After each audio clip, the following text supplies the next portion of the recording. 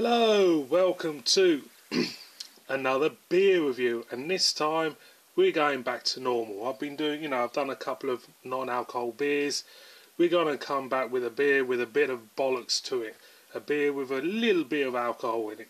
We're off to Ghent. We're going to the Brouwerij Van Steenberge, if you know what I mean. And we have a bottle of their white bottle of Gulden Draak.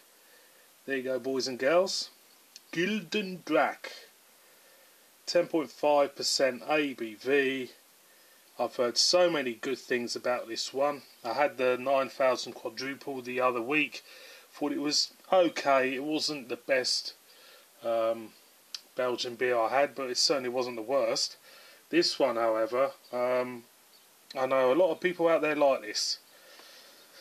So, Gulden Draak. Well, basically, Golden Dragon. That's what that is. Gulden Draak.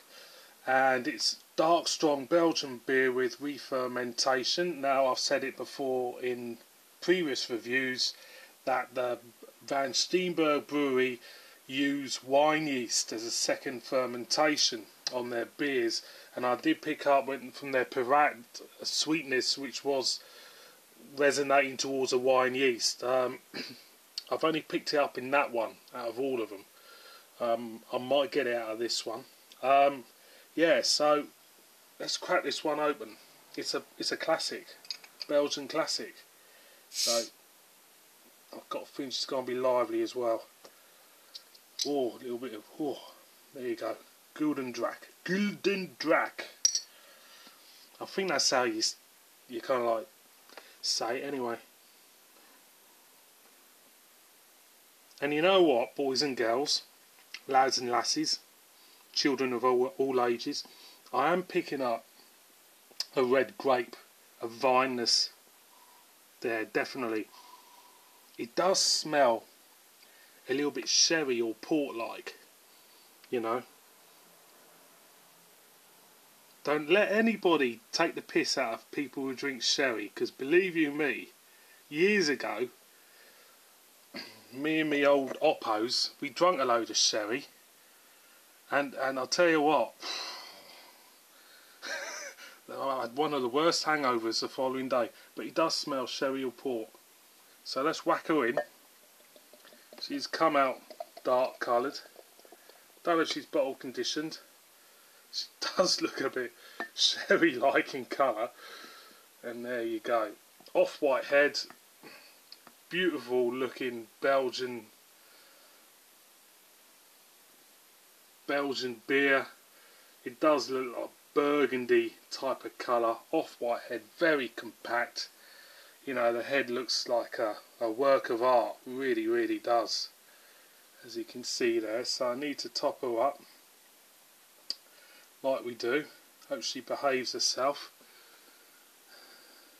Yeah, this beer, it's one of these beers I'll be meaning to get hold of for such a long time, but it is quite expensive. I think this was £4 in House of Trembling Madness. I think Lidl did this one as well at some point. So it's one of them beers where, you know, you have all intention when you go in your bottle shop to pick it up, but you get sidetracked by something else which appears on the shelves as well. So thank God I managed to do this one. Tick it off the list, if you know what I mean. So let's top her up. She looks really nice. Really nice. I do have all my beers at room temperature, even though it's really, really hot today. I just prefer warm beers these days because you can pick up so much out of the taste and the aromas out of them than, say, just sticking it in the fridge for, you know, half the day or whatever. So yeah, she looks really nice. So I'm gonna go in because I can't. I was just getting the same from the bottle, really. I'm gonna go in. So cheers.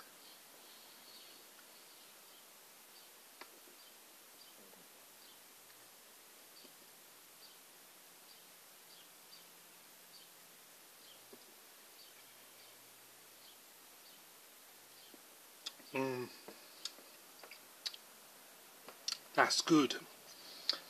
That is good. You get this strange type of caramelisation in the mouth as you drink it. You got this. It feels like you got all this. You got all the kind of like the grapeness, the yeastness, the bread notes are just swirling round in your mouth. Really, really nice and smooth.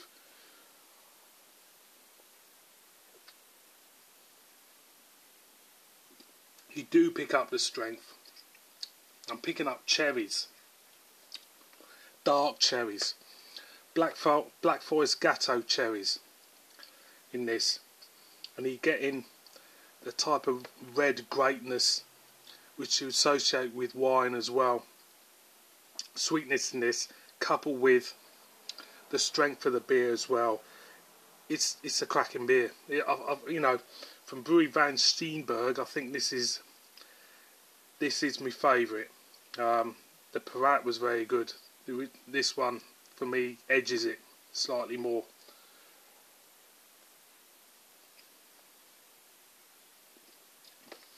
When you drink it, even though you're getting all this strength, it's so smooth in the mouth, and it just flows down your throat.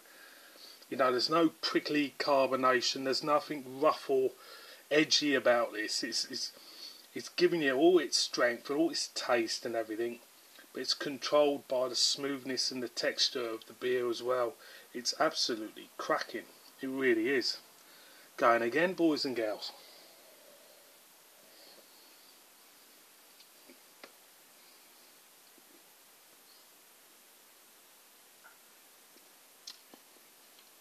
Getting a bit of almond as well coming in. Toasted almond. Definitely coming in as well with everything else.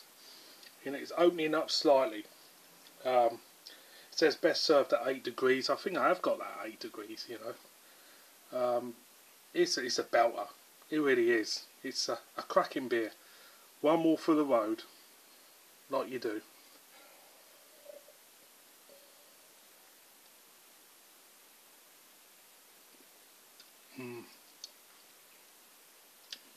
It's not saying that. It's not saying anything else to me. Boys and girls, Gulden Draak, Golden Dragon.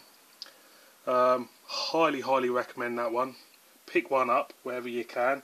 Really enjoy that one. If you like your Belgian strong beers, that is a cracking beer. That cracking beer. Glad I've finally managed to tick it off the list. Really enjoyed. Really enjoyable beer. So boys and girls, thanks for watching. You all stars for watching me, and you. See you boys and girls on my next one. Bye bye.